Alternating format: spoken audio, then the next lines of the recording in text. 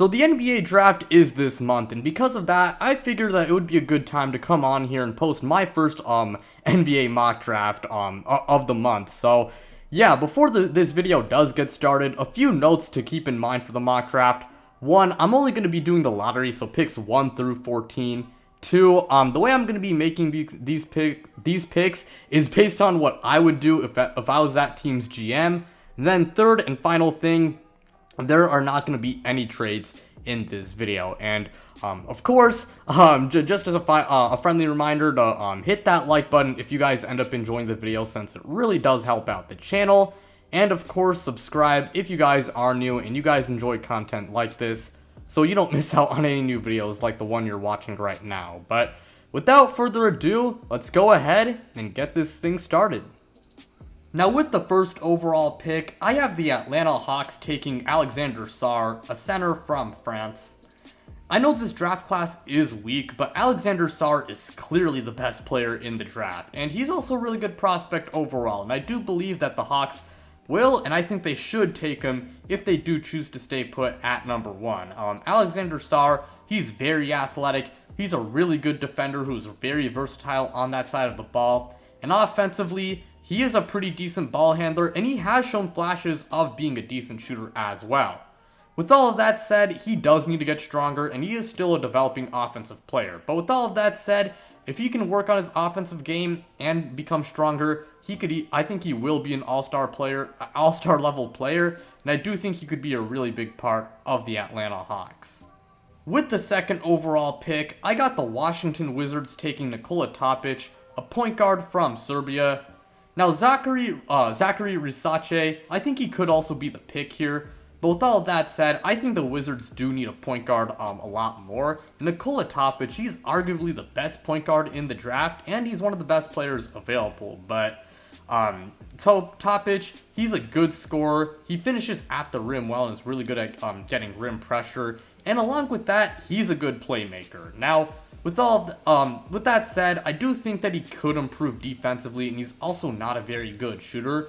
But with that said, if he can improve on both of those in both of those areas, then Nikola Topic could be a really big part of the Wizards rebuild going forward. With the third overall pick via the Nets, I got the Houston Rockets taking Reed Sheppard, a shooting guard from Kentucky.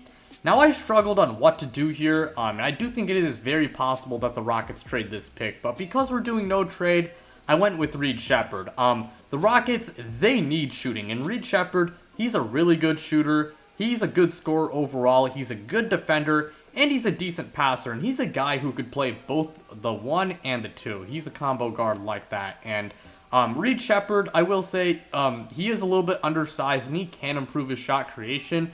But with all of that said, I think Reed Sheppard would be a great fit for the Houston Rockets, and if he does improve his shot creation, then let me just say he could be a really big part of this team if he were to go to the Houston Rockets.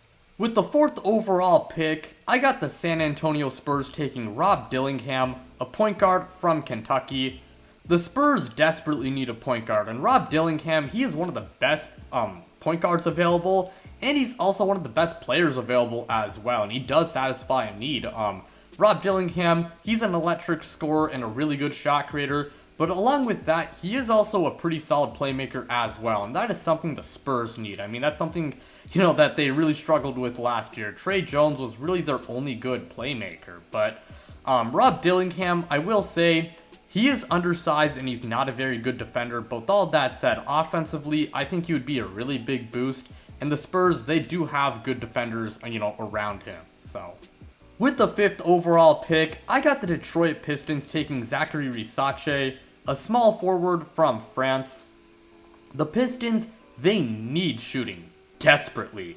And along with that, I think they could use some forward depth as well. And Risache, I think he's the best player available in this case, and he does provide shooting, which again, that's something they really do need. But besides his shooting, he's also a decent playmaker, he's pretty lengthy as well, and he's a really good defender. With that said, he's not much of a shot creator, so he does need to improve in that area. But if he does do that, then Zachary Risache could be a really good player down the line.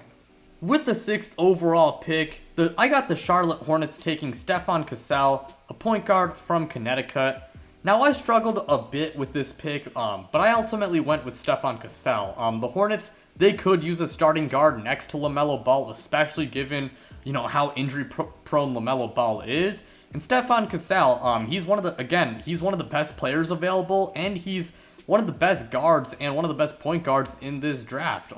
Stefan Cassell, he does need to improve his shooting. However, he's a great defender. He can score inside the arc, and he's a really good playmaker. So I like this pickup a lot for the Hornets. With the 7th overall pick, I got the Portland Trail Blazers taking Ron Holland, a power forward from the G League Ignite. The Blazers, I think they do have a good they have a really nice backcourt. Now they just really need to focus on improving their front court. And Ron Holland, he does need to work on his shooting and his decision making. But with all of that said, he is uber athletic, he attacks the rim well, and he's a good defender. If he can improve his shooting and become a better decision maker, then Ron Holland could be a really good player and a big part of the Blazers' rebuild going forward. With the 8th overall pick via the Raptors, I got the San Antonio Spurs selecting Dalton Knecht, a small forward from Tennessee. I think the Spurs could use some front court help after addressing point guard, especially considering the fact that, who knows, maybe they do, trade somebody like Keldon Johnson. But anyways, like, Dalton Knecht, he's a guy who I think is, he has a high floor but like a lower ceiling, since he is 22 years old. But with all of that said, he is a good player as he can shoot the ball really well, and he's overall just a great scorer. With that said, he has improved defensively as well, and he also has improved as a passer. But with that said, I do think he could still work on those areas. But if he can just become like a solid defender and, just become like an okay passer, then I think Dalton Knecht could have a really big role on the Spurs, if he were to go there. With the 9th overall pick, I have the Memphis Grizzlies taking Donovan Clingan, a center from Connecticut. The Grizzlies desperately need a big man, and Donovan Clingan, he is the second best big man in the draft after Alexander Sarr, of course. I will say he is a little bit more traditional. He can't really space the floor, and he's not like some crazy versatile defender. But with all that said, he's a really good rim protector and defender, and he's a really good lob threat. So Donovan Clingan, I think he's a really good player, and I think he would be a really good fit on the Memphis Grizzlies. With the 10th overall pick, I got the Utah Jazz taking Cody Williams, a small forward from Colorado. The Jazz honestly have the backcourt set with Colin Sexton and Keontae George, plus they do have Chris Dunn off the bench. With all that, so because of that, I think they could use another forward, especially given the fact that John Collins, well, he's just not good, not that good. But anyways, Cody Williams, he can attack the rim. He's a really good defender, and he can also pass out of the short roll as well. And while it was on a small sample size, he did shoot well from 3 in college. So Cody Williams, he does have a lot of good traits. I do think he does need to bulk up more, and he's also not that good of a shot creator. Plus, we're gonna see how legit his 3-ball is, given how low his attempts were from beyond the arc. But with all that said, Cody Williams, I think if he can improve on those issues, he could be a really big part of the Jazz going forward. With the 11th overall pick, I got the Chicago Bulls taking Matas Buzelis, a small forward from the G League Ignite. Now, Buzelis at one point was in consideration for being the first pick in this year's draft, and I went with him largely because I still think he does have pretty decent upside.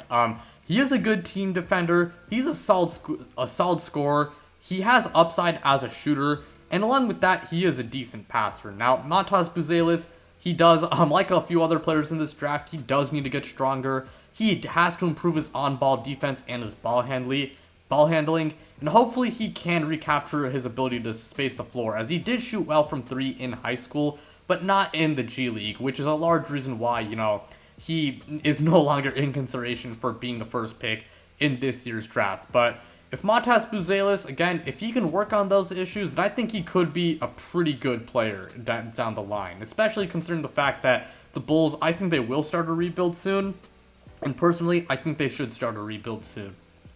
With the 12th overall pick, I got the Oklahoma City Thunder via the Rockets taking Kel'el Ware, a center from Indiana. The Thunder do need some front court depth, especially at their big depth. It is not very good outside of Chet Holmgren. Kel'el Ware, he is uber athletic, he is a good rebounder, really good shot blocker and defender as well. And along with that, he has shown flashes of being a good floor spacer. Now, there are questions about his effort. In fact, it's a large reason why I believe that he transferred from Oregon to Indiana in his 2 years in college. And but with all of that said, I do think if he can buy in, and obviously if he tries and puts in all of his effort, then I think he could be a really good player, and I think he could be a really good fit for the Thunder. And who knows, maybe next year he can help them win the championship. So, and with the 13th overall pick, I got the Sacramento Kings taking Devin Carter, a point guard from Providence. Now, Malik Monk could leave in free agency, but even if he does stay, I'd really like to see Devin Carter on the Kings. He's a really good defender. He finishes at the rim well. He's also a really good shooter, and he can play off the ball. I really do like Devin Carter as a player. I think he does have a pretty solid floor. I don't know how high his ceiling is, especially given his age. But with all of that said, I think Devin Carter could be a really good contributor on any NBA team, especially one like the Sacramento Kings. And with the 14th overall pick via the Warriors, I got the Portland Trailblazers taking Tidjane Salaün, a power forward from France. Salaün might need like a year or two of development, like in the G League, and I don't know how much playing time he's gonna get in his first year or two. But with all that said, he is athletic. He has great defensive potential, and he's an improving shooter as well. And along with that, Salaün does play off the ball pretty well. So he is a raw player, but again, if the Blazers can develop him, then he could be a really good, he could be a really big part of their rebuild. But that's gonna do it for today's video. Thank you guys so much for watching. It really does mean a lot to me. Again, like, subscribe, do all of that stuff, and then check out my socials. The links to my Twitter and Instagram, they are in the description below. But yeah, without further ado, I'm out, you guys.